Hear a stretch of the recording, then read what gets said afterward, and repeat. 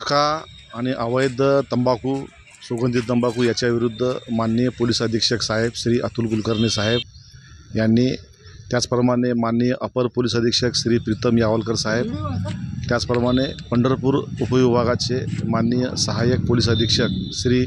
प्रशांत दगडे साहेब यांनी मागील आठवड्यापासून अत्यंत प्रभावीपणे अशी मोहीम राबवलेली आहे। त्यामध्ये अवैध गुटखा असो, अवैध सुगंधित तंबाखू असो किंवा अंमली पदार्थ असो, याबाबत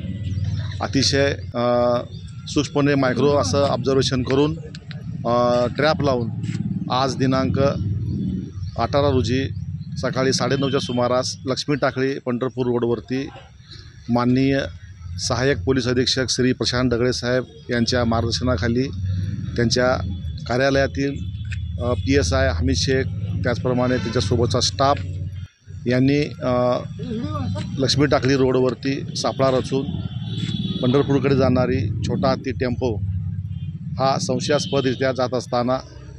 त्याला ताब्यामध्ये घेऊन त्याची पाहणी केली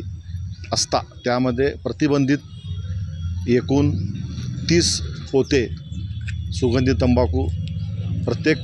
पॅकेटचे किंमत 1000 रुपये, असे एकूण किंमत रुपये 9 लाख रुपयाचा मुद्देमाल,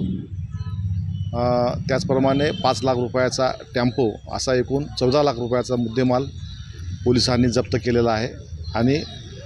सदरचा टेम्पो चालक, टेम्पो मालक तसेच इतर असे आरोपीच्या विरुद्ध पंढरपूर तालुका पोलीस ठाणे येथे अन्न आणि औषधी विभागाचे अधिकारी श्री भुसे साहेब यांना समक्ष बोलावून त्याची पडताळणी करायला लावली असता त्यांनी सदरची सुगंधित तंबाखू ही प्रतिबंधित महाराष्ट्र शासनाने केलेल्या गॅजेटमधील असल्याचे नमूद करून आरोपींच्या विरुद्ध योग्य ती कायदेशीर कारवाई केलेली आहे। आरोपींच्या विरुद्ध गुन्हा दाखल करायची प्रक्रिया पंढरपूर तालुका पोलीस स्टेशन येथे चालू आहे। आणि यामध्ये आणखीन कुणाचा सहभाग आहे का,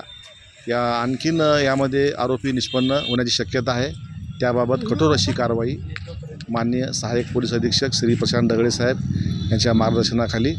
पंढरपूर तालुका पोलीस स्टेशन करीत आहे।